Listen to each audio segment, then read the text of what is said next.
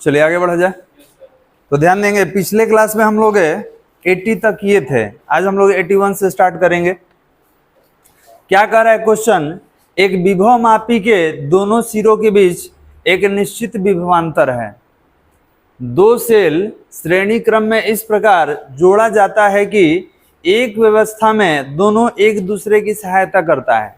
तो ध्यान देंगे, कह रहा है कि दो सेल जो है एक व्यवस्था में एक दूसरे का सहायता करता है। तो याद रखेंगे, सहायता करने का मतलब ये हो गया कि आपको सेल का विद्युत वाहक बल जोड़ना होगा। अगर दो सेल एक दूसरे का सहायता करता है मतलब दोनों का विद्युत वाहक बल क्या कर देंगे, ऐड कर देंगे। अब आगे क्या कह रहा है, आगे कह रहा है कि दूसरी व्यवस्था में एक दूसरे का विरोध करती है। तो दूसरी व्यवस्था में जब एक दूसरे का विरोध करेगा तब विरोध करने का मतलब क्या हुआ, एप्टा 1 माइनस एप्टा 2। क्लियर है बालक।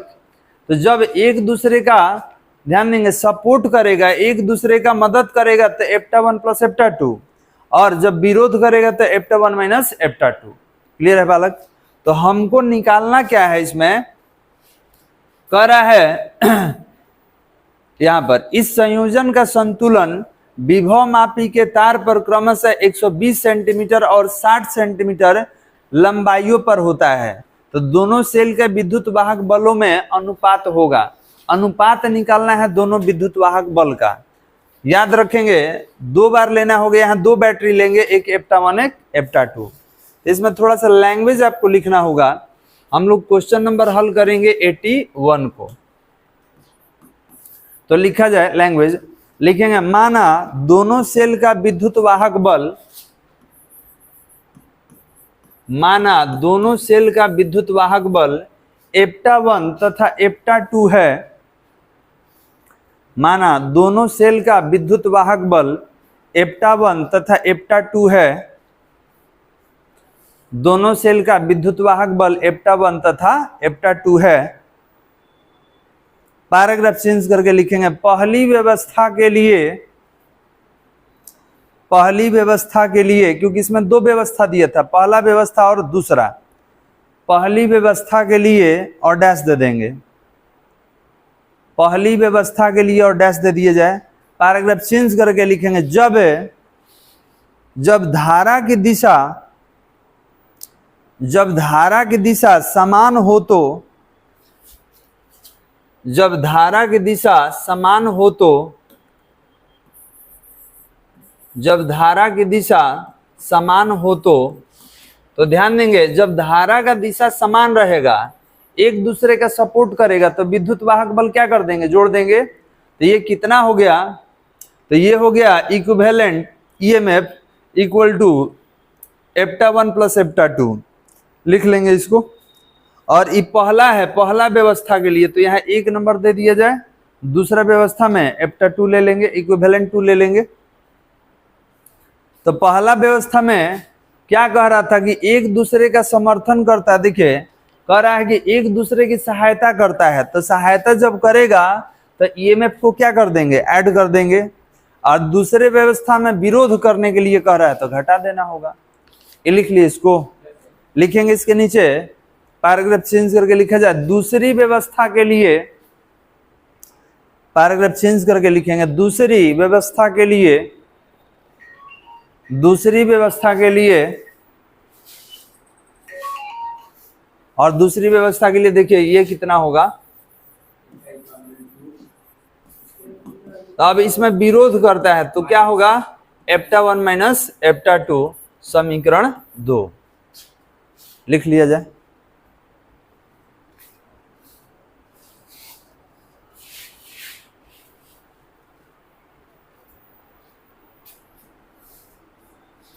हो गया बालक। अब देखिए यहाँ पे क्या करेंगे, यहाँ पर समीकरण 1 में भागा दे देंगे किससे, समीकरण 2 से। तो डिवाइड कर दिया जाए। ये कितना होगा, ये होगा 1/2, इसका हो जाएगा एप्टा 1 प्लस एप्टा 2 और एप्टा 1 माइनस एप्टा 2। लिखे तो, हाँ hello, hello hello hello hello, कौन है?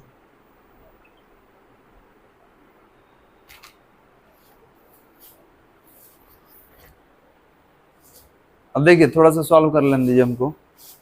ध्यान देंगे, इसका कितना दिया हुआ है, कह रहा है विभवमापी के तार पर क्रमशः 120 सेंटीमीटर और 60 सेंटीमीटर है। तो ध्यान देंगे ये लंबाई के समानुपाती होता है, याद है हम लोग पढ़े थे, क्या पढ़े थे, एप्टा equal to rho into L, याद है। ये विभव प्रवणता है, ये लंबाई है, तो ये दोनों में कौन सा संबंध है, समानुपाती का। तो समानुपाती का रहेगा तो यहाँ पर क्या हो जाएगा, यहाँ पर हो जाएगा 120 और यहाँ पर कितना हो जाएगा 60, कैंसिल करा दीजिए। तो यहाँ पर एप्टा इक्विवेलेंट फर्स्ट अपन एप्टा इक्विवेलेंट सेकेंड, और ये कितना रहा आपका 2:1 का, लिख लेंगे। अब यहाँ पे क्रॉस मल्टीप्लीकेशन कराएंगे, और ये कितना है ये भी लिख ले रहे हैं, एप्टा 1 प्लस एप्टा 2, और ये कितना है एप्टा 1 माइनस एप्टा 2। देखिए बालक ये कैंसिल करा के लाए, तो अब ये क्यों लिख रहे हैं, क्योंकि हमको ई दोनों का वैल्यू पूछ रहा है। देखिए इधर हम इससे कंपेयर करेंगे, मतलब 1/2 करके निकाल रहे हैं, अब इसका कोई यूज नहीं है, ठीक है। हम किसको लेंगे, तो ई दोनों को लेंगे, क्रॉस मल्टीप्लीकेशन करा दीजिए, इसको इससे इसको इससे, तो ये कितना होगा 2 एप्टा 1 माइनस 2 एप्टा 2 इक्वल टू एप्टा 1 प्लस एप्टा 2 है। तो अनुपाते निकाल रहे हैं हम लोग। तो ये देखिए इसका नहीं ना निकालेंगे क्योंकि ये इक्विवेलेंट का है, हमको अलग अलग बताना है दोनों का, तो हम लोग ये वाला लेके चलेंगे। अगर इक्विवेलेंट रहता तब तो यही ले लेते हैं। अब बताइए ये 1 है, आप इसको इधर लाइए, इसको इधर लाइए, तो ये इधर आएगा तो कितना हो जाएगा बालक, ये इधर आएगा तो कितना होगा 2 एप्टा 1 माइनस एप्टा 1, और इसको इधर लाइए तो ये कितना हो जाएगा एप्टा प्लस एप्टा 2 प्लस 2 एप्टा 2। अब बताइए 2 में से 1 माइनस होगा तो एप्टा 1 हो गया, और 2 1 कितना होगा 3 एप्टा 2। तो अब बताइए अगर रेशियो लिया जाए एप्टा 1 अपॉन एप्टा 2 का, तो बताइए यहाँ पे इसके नीचे अगर एप्टा 2 को लेके आएंगे तो 3 के नीचे क्या आ जाएगा 1, तो याद रखेंगे ये 3 हो जाएगा ये 1, तो रेशियो कितना का रहा, रेशियो कितना हो जाएगा एप्टा 1 इज टू एप्टा 2, रेशियो कितना का होगा 3:1 का है। ऑप्शन में 3 नंबर है। चलिए आप यहां से बना लीजिए।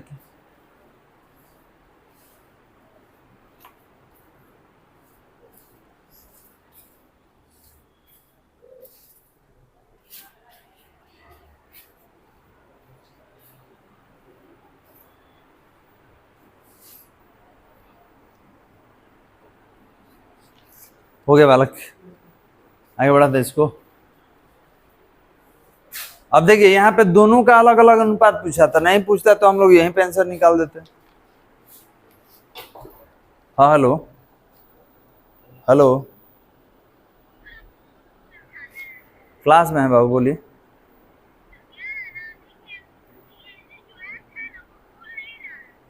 खुल नहीं रहा है तो कल ले के आना मोबाइल, हम उसको बता देंगे, ठीक है।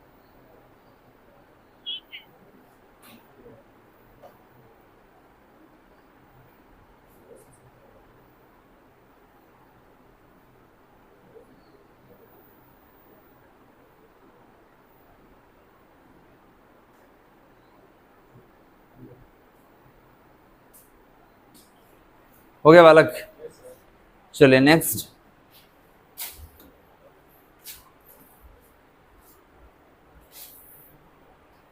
कह रहा है एक तार का प्रतिरोध 8 ओम है, यदि तार को इस प्रकार से खींचा जाता है कि उसकी त्रिज्या का अनुपात 3:1 हो जाए तब तार का प्रतिरोध होगा। अब बताइए त्रिज्या को आप कितना अनुपात में ले रहे हैं 3:1, ठीक है। मैं इस तार को खींच दे तो खींच देंगे तो इसका त्रिज्या कम हो जाएगा क्योंकि इसका लेंथ बढ़ जाएगा। तो कह रहा है कि अगर ये त्रिज्या में परिवर्तन 3:1 है तो बताइए कि जो नया तार होगा उसका प्रतिरोध कितना होगा। क्लियर है बालक। अब पुराना वाला प्रतिरोध दिया हुआ है कितना है 8 ओम, तो निकाल के चेक करेंगे हम लोग।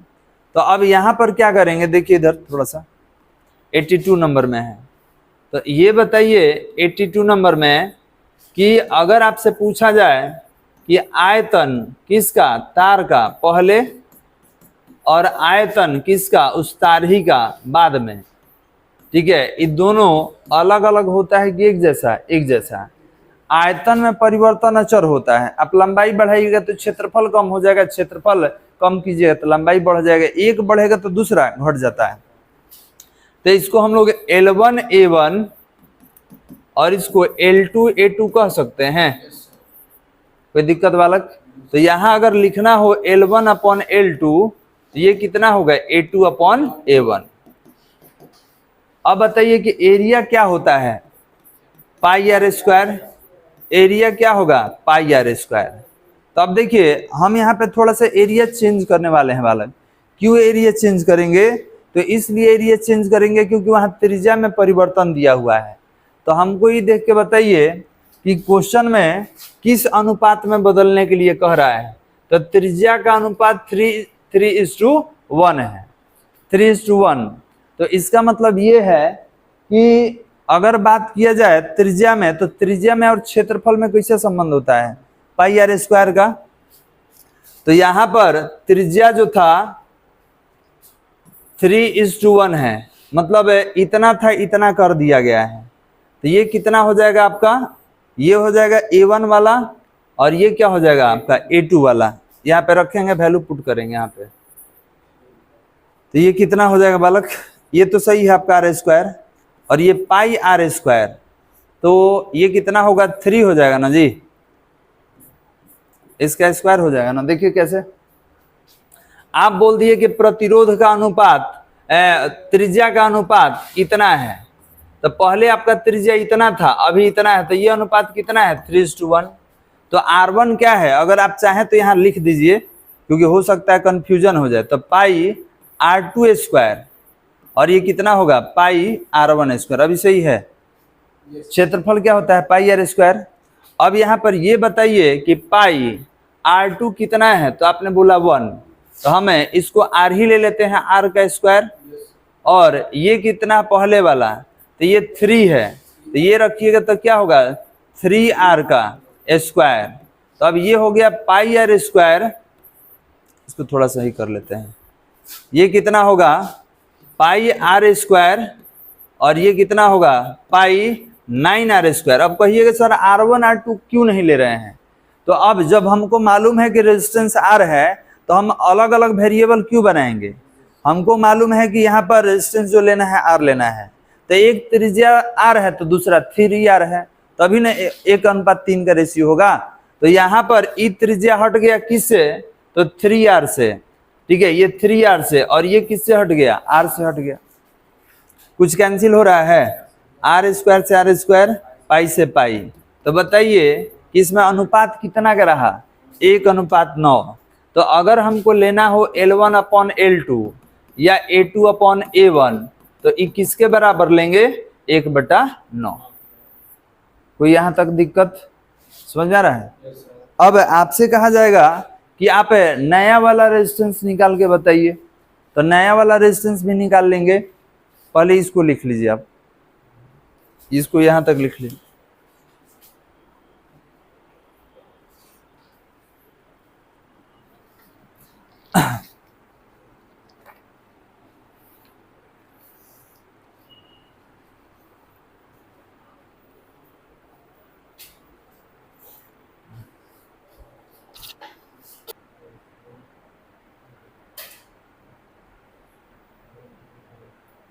हो गया बालक, यहाँ तक कोई दिक्कत समझ में आ रहा है? ये क्यों चेंज किए हैं, तो यहाँ पर क्वेश्चन में दिया हुआ था दोनों त्रिज्या का अनुपात कि 3:1 है, तो अगर ये R है तो ये कितना होगा 3R होगा, रख के निकाल लिए।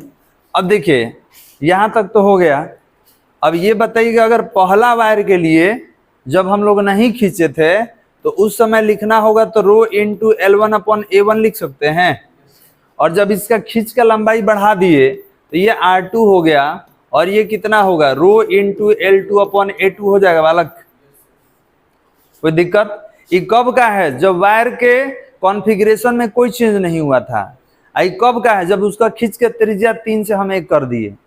ठीक है, अब क्या करेंगे, आप R1/R2 लीजिए, ये पहले वाला प्रतिरोध, ये बाद वाला। तो अब ये बताइए ये कितना होगा, rho into L1/A1 rho into L2/A2। ये रो से रो कैंसिल, तो L1/L, एक मिनट, L1/A1 ये ऊपर चला जाएगा, A2/L2। क्या इसको लिख सकते हैं, R1/R2 इक्वल टू L1/L2 और A2/A1, देखिए लिख सकते हैं। अब L1/L2 का वैल्यू बताइए, L1/L2 का वैल्यू कितना है, 1/9। A2/A1 का वैल्यू कितना है, 1/9, तो 1/81 हो गया। अब R1/R2 कितना हो गया, 1/81। हमको ये बताइए कि पहले आपका प्रतिरोध कितना था, 8, बाद वाला निकालना है, मतलब हमको ये निकालना है। तो याद रखेंगे 8/R2 और 1/81, क्रॉस मल्टीप्लीकेशन कर दीजिए, R2 का वैल्यू कितना होगा, 8 इंटू 81, तो R2 इक्वल टू कितना हुआ, 8 1 से 8 64 ओम है। इसमें बना लीजिए, देख लेते ऑप्शन है इसमें, तो है वाला 648 ओम। 3 नंबर है, 82 का 3 है।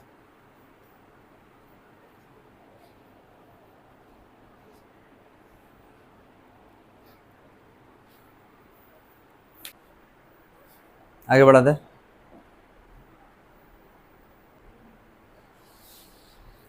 चलिए नेक्स्ट हटा दिया जाए। आते हैं वाला 83 पर, देखिए तो कह रहा है 4.2 ओम प्रतिरोध के तार में 2 एम्पियर की धारा 5 मिनट तक प्रवाहित होती है, तो बताइए कि उसमें कितनी ऊष्मा उत्पन्न होगी। आसान है, H equal to I² RT। आपका करंट है, रेजिस्टेंस है, टाइम है, ये है। मिनट को आप किस में चेंज कर लेंगे, सेकंड में, बस आ जाएगा। और एक चीज ध्यान देंगे, सारा ये जूल में ही है, तब तो और आसान है। ये बताइए रेजिस्टेंस कितना था, 4.2 ओम। करंट कितना एम्पियर का था, करंट कितना एम्पियर का है, 2 एम्पियर का, और कितना समय के लिए, 5 मिनट के लिए। तो करंट 2 एम्पियर है और टाइम जो है 5 मिनट के लिए। आप मिनट को सेकंड में चेंज कर दो, कितना होगा, 300 सेकंड हो जाएगा ना जी। हमसे क्या कह रहा है कि उत्पन्न ऊष्मा, अगर किसी तार से, ध्यान देंगे, अगर मेरे पास ये वायर है और इस वायर से करंट का फ्लो हो रहा है, कितना, 2 एम्पियर का, कितना समय के लिए, 5 मिनट के लिए, और इसका रेजिस्टेंस कितना है, 4.2 ओम। तब बताइए इस वायर में कितना हीट प्रोड्यूस होगा। तो हम लोग पढ़े हैं H equal to I² RT, याद है। I कितना है, 2, तो 2 का स्क्वायर हो जाएगा। R कितना है, 4.2, टाइम कितना है, 300, इसको चेंज कर लिया गया है सेकंड में। अब ये कितना होगा, 2 का स्क्वायर 4 हो जाएगा, 42/10 कर लीजिए, और ये 300, 0 0 कैंसिल, 4 2 से 8, 4 4 से 16 इंटू 30, कितना हो जाएगा, 5040 ओम। अब है, हाँ सॉरी, ये कितना होगा, हीट है ना, ये जूल होगा, है। देखिए तो कितना ऑप्शन, चलिए पहला ही है जी, 5040 जूल। अच्छा, इसको कैलोरी में अगर पूछता तो क्या करते हैं, जूल को अगर कैलोरी में पूछे तो क्या करेंगे, 4.2 से डिवाइड कर देंगे। ठीक है, 4.2 से क्या करेंगे, डिवाइड। 1 जूल में कितना कैलोरी, 4.2। ठीक है, तो हम क्या करेंगे, उससे डिवाइड कर देंगे।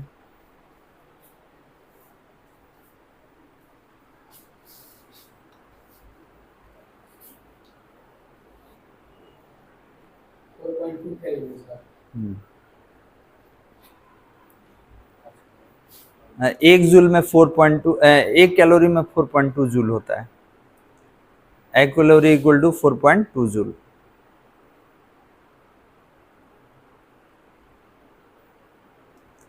कितना है जी, कह रहा है कार्बन फिलामेंट वाला प्रतिदीप्त लैंप 20 वोल्ट के अंतर्गत 2.5 वाट पर कार्य करता है, तो लैंप का प्रतिरोध होगा, रेजिस्टेंस तो निकालना है। ठीक है, क्या क्या दिया हुआ है, वोल्टेज, पावर। तो ये बताइए पावर कितना है, 2.5 वोल्ट। हाँ, वोल्टेज कितना दिया है, 20 वोल्ट। हमसे क्या पूछा है, रेजिस्टेंस। तो आपको फॉर्मूला बताया गया है, याद है, P equal to V square upon R. तो आर जब निकालना है तो वी स्क्वायर अपॉन पी कर लीजिए, 20 इंटू 20, ये कितना है जी, 2.5। डेसिमल हटा दीजिए, 20 इंटू 20, डेसिमल हटेगा तो ऊपर 10 बढ़ जाएगा, अपॉन कितना हुआ, 25। आर इक्वल टू, एक इसके साथ मल्टीप्लाई कर लीजिए किसी के साथ, तो 200 इंटू 20 अपॉन 25, ये 8 टाइम्स में कैंसिल हो जाएगा, 8 टू से कितना, 60, 160 ओम। देखिए तो है कहीं, कितना है बालक, 84 का 4 नंबर, 84 का 4 नंबर दिया हुआ है, बना लीजिए इसको।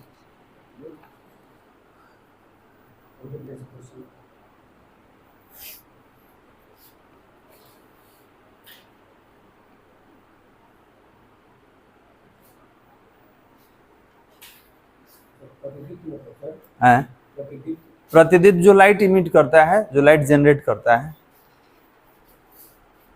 इल्यूमिनेटिंग बॉडी को हम लोग प्रतिदीप्त कहते हैं। हो गया, चलिए नेक्स्ट है बालक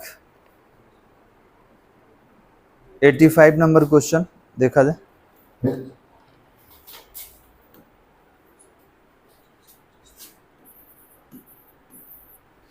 क्वेश्चन क्या है, कह रहा है 50 वाट के एक बल्ब को 100 वोल्ट पर जलाया जा सकता है। यदि बल्ब को 220 वोल्ट के स्रोत से जलाना हो तो बल्ब के श्रेणी क्रम में कितने का प्रतिरोध जोड़ना होगा। देखिए आप भी देखिए इधर क्वेश्चन, कह रहा है 50 वाट के एक बल्ब को 100 वोल्ट पर जलाया जा सकता है। यदि बल्ब को 220 वोल्ट के स्रोत से जलाना हो तो बल्ब के श्रेणी क्रम में कितने का प्रतिरोध जोड़ना पड़ेगा। तो सुन लीजिए, आप 50 वाट कितना से जलाते थे, 100 वोल्ट से, तो हम पहले आर निकाल के चेक कर लेंगे। यहाँ पावर और वोल्टेज दे दिए तो आर निकाल लीजिएगा, जैसे अभी निकाले हैं, तो मालूम चल जाएगा ना कि 100 वोल्ट पे कितना रेजिस्टेंस था। अब आपका वोल्टेज कह रहा है इतना रखने के लिए, कि इतना रखिएगा तो कितना रेजिस्टेंस ऐड कीजिएगा। तो हमको क्या करना होगा कि आप अगर 100 से 220 हो रहे हैं तो वोल्टेज कितना बढ़ गया, 120, 120 बढ़ गया, और आपका पावर वही है, तो इस केस में नया रेजिस्टेंस निकाल लेंगे। कैसे, तो P equal to V square upon R. तो नया वाला निकालिएगा तो क्या होगा, वी स्क्वायर अपॉन कितना, P। तो वी स्क्वायर कितना हो जाएगा, 120 का स्क्वायर हो जाएगा। नया वोल्टेज आपको कितना मिल रहा है, आप पहले से 100 पर जल रहा था बल्ब, अभी 220, तो कितना बढ़ गया, 120। तो नया वोल्टेज ले लीजिए और पावर उतना ही रहेगा, नया रेजिस्टेंस निकाल देंगे। अब हम क्या कह रहे हैं, इसको थोड़ा समझने के लिए एक डायग्राम देखिए 85 नंबर में। मान लीजिए कि मेरे पास कोई बल्ब है, ध्यान देंगे, बल्ब है, तो बल्ब में, बल्ब का पावर दिया हुआ है 50 वाट और वोल्टेज दिया हुआ है 100 वाट। तो इसका अपना कुछ रेजिस्टेंस होगा ना जी, कितना रेजिस्टेंस होगा निकाल लेते हैं। तो आप कहिएगा sir P equal to V square upon R, V square upon R. तो जब आर निकालेंगे तो वी स्क्वायर अपॉन पी हो जाएगा। भी कितना है आपका, 100 इंटू 100 और पावर कितना है 50, 52 जा। तो बताइए रेजिस्टेंस कितना है आपका, 200 ओम। इसका मतलब कि जब 100 वोल्ट पे हम बल्ब को जला रहे हैं तो उस समय रेजिस्टेंस कितना है, 200 वोल्ट। अब कह रहा है कि 120 पे जलाना होगा, तो आपको रेजिस्टेंस तो ऐड करना पड़ेगा। तो ध्यान देंगे, देखिए वाला किधर, ये मान लीजिए कि मेरा बल्ब हो गया, ठीक है, ये बल्ब हो गया, हमसे कह दिया कि रेजिस्टेंस ऐड करने के लिए। आई मेरा बैटरी हो गया सेल, तो याद रखेंगे ये कितना वोल्ट पे हम लोग पहले काम कर रहे थे, 100 वोल्ट। आप अब कितना कह रहा है जोड़ने के लिए, तो अब कह रहा है, ध्यान देंगे, अब जो वोल्टेज कह रहा है वो 220 वोल्ट कह रहा है, 220 वोल्ट, ठीक है। और ई कितना है ये हम लोग नहीं जानते हैं, ये वाला रेजिस्टेंस, यही वाला हमको निकालना है, इसका नाम है न्यू रेजिस्टेंस। तो अब बताइए कि आप 100 वोल्ट पे यूज करते थे, अब कह रहा है कि 220 वोल्ट पे यूज करना है। तो 220 वोल्ट पे यूज करने के लिए आपको सर्किट में क्या जोड़ना पड़ेगा, रजिस्टर जोड़ना पड़ेगा। क्यों रजिस्टर ऐड करेंगे बालक, क्योंकि रजिस्टर नहीं ऐड कीजिएगा, ठीक है, तो ये बल्ब क्या हो जाएगा, फ्यूज हो जाएगा, क्योंकि पहले आपका 100 वोल्ट पे काम कर रहा था। तो ये जो नया रजिस्टर आप ऐड कर रहे हैं इसी का वैल्यू बताना है। तो हमको ये बताइए इसका नाम क्या ले लिया जाए, ठीक है, इसका नाम हम V1 कर ले रहे हैं, उसका V2 कर लेंगे, नहीं, ये कितना होगा, V1 कितना है 220, और इसका क्या नाम है V2, ये नहीं जानते हैं, और इसी पर ये वैल्यू निकलेगा। अब हमको ये बताइए कि आप कितना का सप्लाई दिए, ये 100 यूज कर लिया, तो ये भी तो कुछ यूज करेगा। तो यहाँ लिखेंगे कि सर V1 जो होगा 100 प्लस V2 के इक्विवेलेंट होगा। तो यहाँ से ये कितना दिया हुआ है 220, ये 100 दिया है, आप प्लस V2, तो जब V2 निकालिएगा तो कितना होगा 220 माइनस 100, तो V2 इक्वल टू कितना हुआ 120 वोल्ट। अब समझ में आ रहा है कि आपका जो ये रजिस्टर है जब 220 वोल्ट है और 100 वोल्ट यही ले लिया तो कितना बच जाएगा 120, मतलब ये जो रजिस्टर जोड़ेंगे वो कितना वोल्टेज पे काम करेगा 120 पे काम करेगा। अब इसी का वैल्यू निकालना है अब कि ये जो रजिस्टर है, ये जो आप जोड़ने वाले हैं, ये कितना यूज करेगा 120 वोल्ट। अब ओम्स लॉ लेके चलते हैं, according to Ohm's law, Ohm's law ये कितना होगा V इक्वल टू IR। तो यहाँ पर अगर बात करें करंट का तो ये कितना हो जाएगा V अपॉन R। तो ये बताइए कि सर्किट में आपका वोल्टेज है कितना, आपका पहले वाला वोल्टेज 100 ओम है, और पहले वाला रजिस्टर हम लोग कितना लेके आ गए 200। ध्यान देंगे पहले करंट कितना था, ये बल्ब में करंट कितना था ये नहीं जानते हैं क्योंकि हम लोग रेजिस्टेंस केवल निकाले थे, और आप जानते हैं कि करंट सेम होता है सबके लिए। तो ये बताइए कि वोल्टेज पहले कितना था आपका पहले वाला, तो 100 था, रेजिस्टेंस कितना निकाले हैं 200, तो 1/2 तो कितना हो जाएगा 0.5 एम्पियर। तो पहले आपका करंट कितना था 0.5 था। अब नया वाला जब निकालेंगे रेजिस्टेंस तो ये हो जाएगा न्यू फॉर न्यू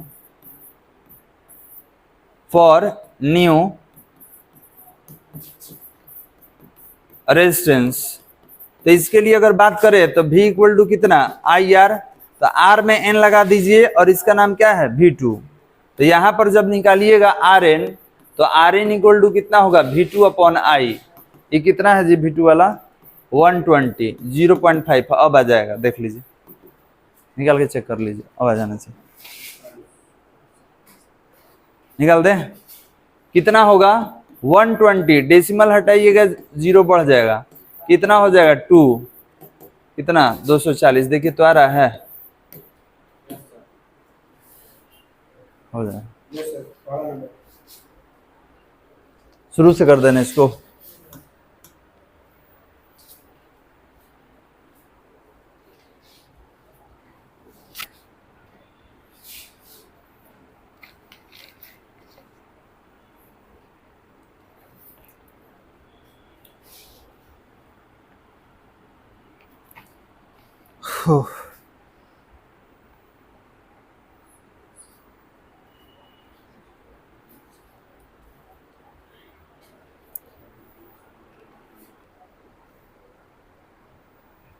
चलिए देखिए तो एक बार फिर से समझा दे रहे हैं। कोई बल्ब है जिसका पावर 50 वाट है और कितना वोल्ट पे जल रहा है 100 वोल्ट पे, ठीक है, रेजिस्टेंस नहीं जानते हैं। अब कह रहा है कि इस बल्ब को अगर सर्किट में रखा जाए और 100 वोल्ट की जगह हम 220 वोल्ट से जोड़ दें, ठीक है, 100 वोल्ट की जगह देखिए 100 वोल्ट की जगह कितना से जोड़ना है आपको 220 वोल्ट से जोड़ देना है। तो 220 वोल्ट में अगर जोड़िएगा तो बल्ब सही तरीके से जलता रहे, इसके लिए श्रेणी क्रम में प्रतिरोध हम लोग को लगाना पड़ेगा, क्योंकि वोल्टेज अब बढ़ा रहे हैं। ठीक है, वोल्टेज बढ़ाइएगा तो प्रतिरोध जोड़ना पड़ेगा, तो प्रतिरोध कितना पावर का होगा यही बताना है। तो हम लोग क्या किए कि हमारे पास पावर वोल्टेज था तो पहले रेजिस्टेंस निकाल लिए। क्लियर है बालक? तो हमको मालूम चल गया कि इतना पावर इतना वोल्टेज पे हमारा इतना रेजिस्टेंस था। अब आप बोल दिए कि हमें 100 वोल्ट से 220 कर दिए, तो अब बढ़ाए कितना है 120। तो अभी मेरा डायग्राम है, पहले ही 100 वोल्ट पे काम हो रहा था, लेकिन इसके बगल में एक रेजिस्टर यूज कर लिए, तो अभी 100 को कितना बढ़ा दिए 220।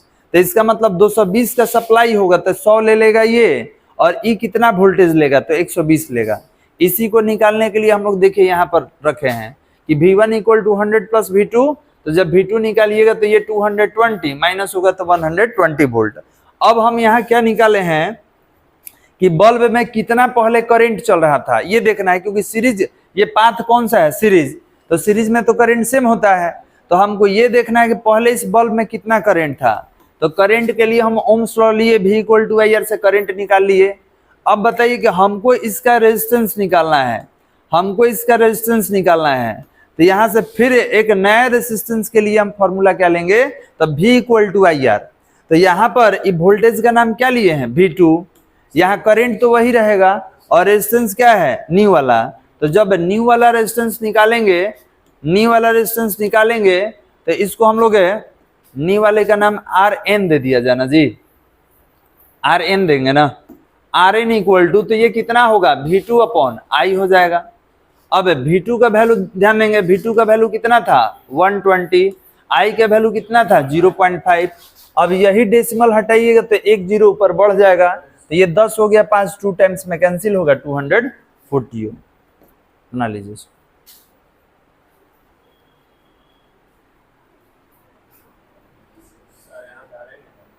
कहाँ पे बालक, हाँ यहाँ पे RN कर लीजिएगा न्यू वाला रेजिस्टेंस।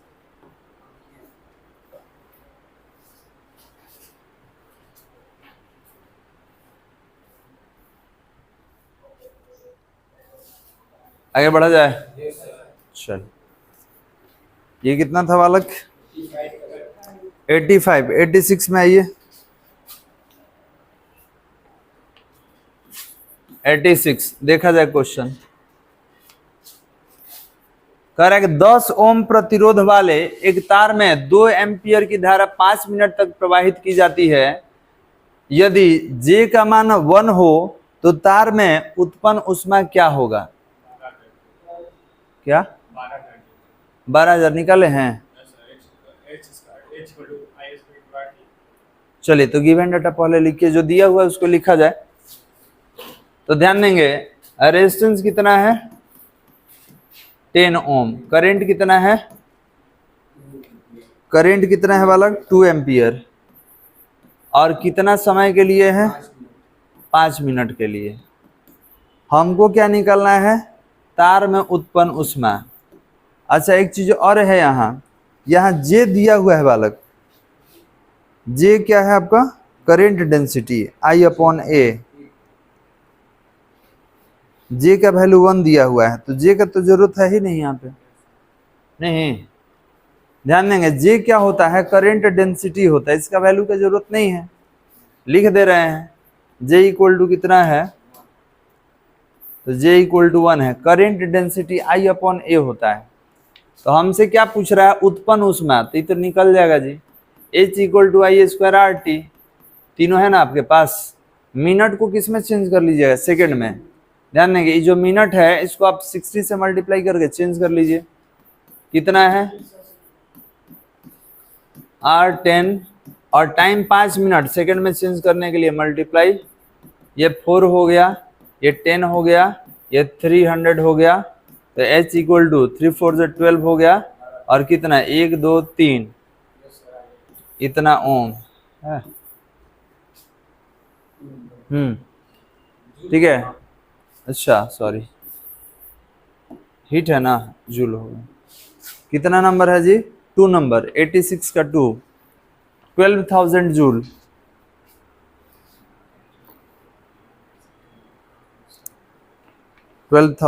जूल।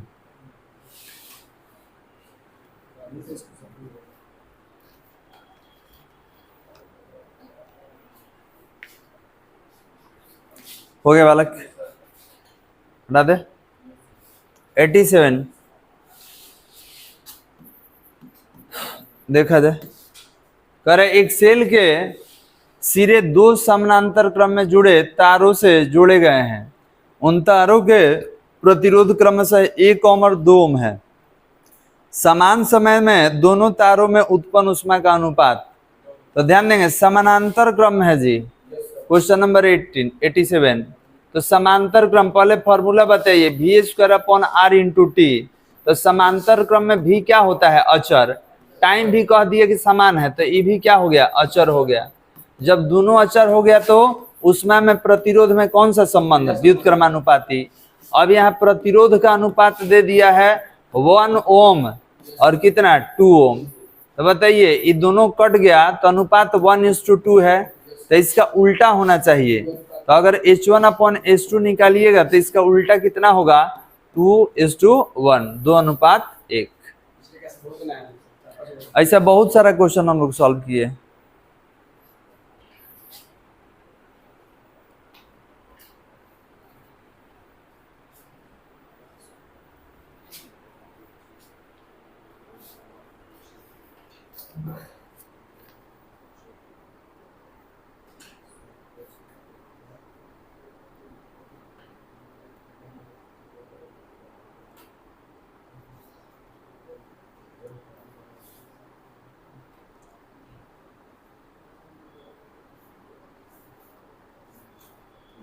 हो गया बालक, आगे बढ़ा जाए।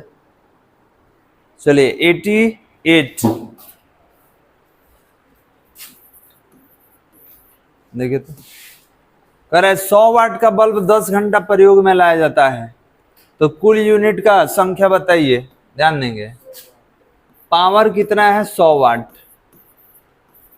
आप कितना समय यूज करते हैं, 10 घंटा, आवर होता है। कह रहे कुल यूनिट बताइए।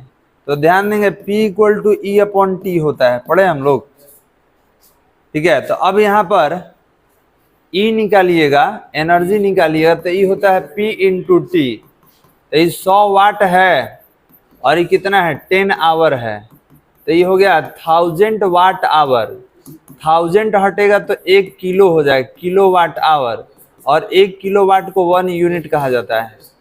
देख लीजिए कितना नंबर है, ये हो जाएगा आपका सेकंड नंबर 88 का 2 बना लिया जाए।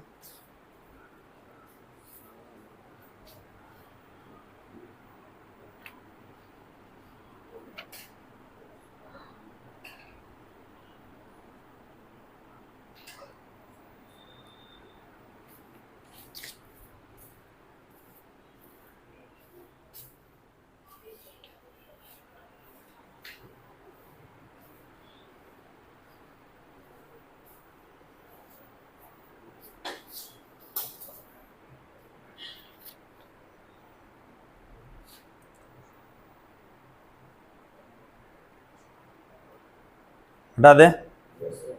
चलिए 89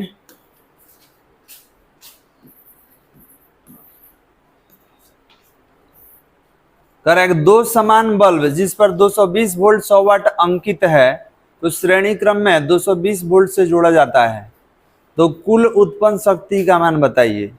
तो हमको ये बताइए कि दोनों बल्ब का वोल्टेज सेम है, देख सकते हैं, और उस बल्ब को 220 वोल्ट श्रेणी क्रम में जोड़ा गया है। कह रहा है कि जब दोनों बल्ब को, समझिए, हम एक 100 वाट जोड़े हैं, फिर उसके बगल में दूसरा जोड़ दिए 100 वाट, अब दोनों 220 वोल्ट से कनेक्टेड है, तो कह रहा है कि कुल शक्ति का मान बताइए, मतलब दोनों का कंबाइंड पावर बताइए। तो ठीक है, यहाँ पे देखा जाए, ये बताइए कि दोनों बल्ब पर सेम आप पावर लिखे हैं, तो अगर बात किया जाए P1 का और P2 का, तो दोनों कितना वाट का है, 100 वाट। तो ये बताइए कि P = V²/R × T हो, इतना होता है, P = V²/R। तो अगर R को ऊपर रखा जाए तो V²/P हो जाएगा, समझ में आ रहा है। तो अब हमको ये बताइए कि R में और P में कौन सा रिलेशन है। एक चीज और ध्यान देंगे, वोल्टेज सेम है, क्योंकि आप वोल्टेज लिखेंगे दोनों को 220 वोल्ट से कनेक्ट किए हैं, तब v क्या है, अचर है। तो अचर है तो r व्युत्क्रमानुपाती p हो गया। तो अब बल्ब को आप श्रेणी में जोड़िएगा, तो बल्ब को अगर श्रेणी में जोड़िएगा तो प्रतिरोध है, ध्यान देंगे, बल्ब को आप श्रेणी में जोड़िएगा तो श्रेणी का फॉर्मूला R1 + R2 होता है। तो अगर इसका पावर निकालेंगे तो P इक्विवेलेंट हो जाएगा 1/P1 + 1/P2। समझ में रहा है। अब इसको अगर हल किया जाए, याद रखेंगे कि बल्ब अगर श्रेणी में जोड़िएगा, बल्ब अगर श्रेणी क्रम में जोड़िएगा, ठीक है, श्रेणी क्रम में जोड़िएगा तो इसका पावर समानांतर क्रम में जाएगा क्योंकि उल्टा संबंध है। ठीक है, तो अब इसका अगर निकालिएगा P इक्विवेलेंट तो कितना आएगा, P1 × P2/P1 + P2। ठीक है, याद रखेंगे अगर इस श्रेणी में प्रतिरोध रहेगा तो पावर समानांतर में जोड़ेंगे। बताइए, ये होगा 100 × 100 और नीचे होगा 100 + 100। ठीक है, 100 + 100, तब P इक्विवेलेंट कितना आ गया, तो ऊपर कितना है 100 × 100 है और नीचे हो जाएगा 200। 00 00 कैंसिल, ये हो गया 50। तब P इक्विवेलेंट कितना आ गया, 50 वाट है। तो एक चीज ध्यान देना होगा कि जब प्रतिरोध श्रेणी में, तो आपका जो शक्ति है, पावर है, किसमें हो जाएगा, तो समांतर क्रम में, समांतर क्रम में हो जाएगा। और प्रतिरोध को अगर समांतर क्रम में करते तो पावर श्रेणी में हो जाएगा।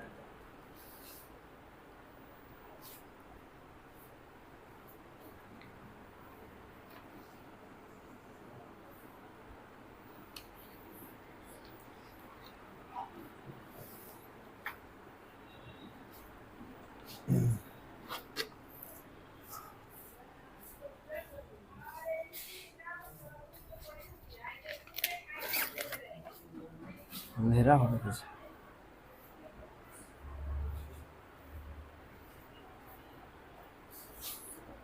गया।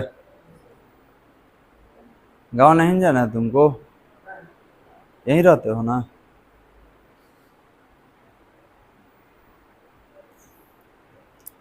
कोई दिक्कत?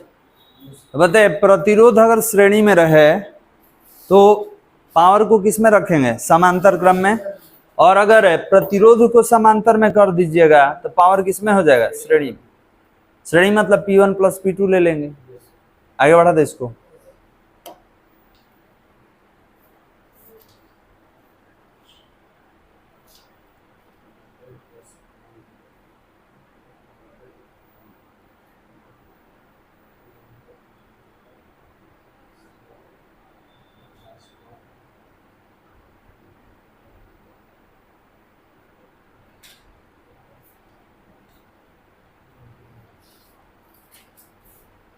हो गया बालक।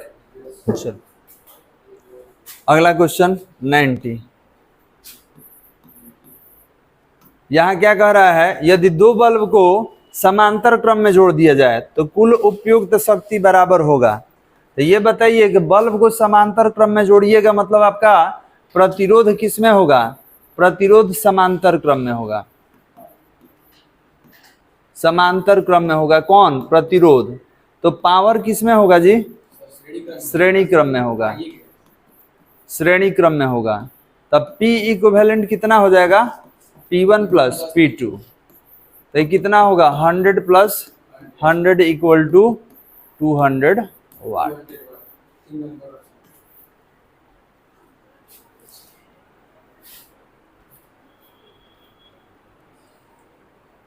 हो गया। तो याद रखेंगे कि अगर दोनों बल्ब को समांतर क्रम में रखिएगा तो इसका कंबाइंड पावर कितना हो जाएगा, 200 वाट। अगर दोनों बल्ब को श्रेणी क्रम में रखिएगा तो कंबाइंड पावर कितना हो जाएगा, 50 वाट।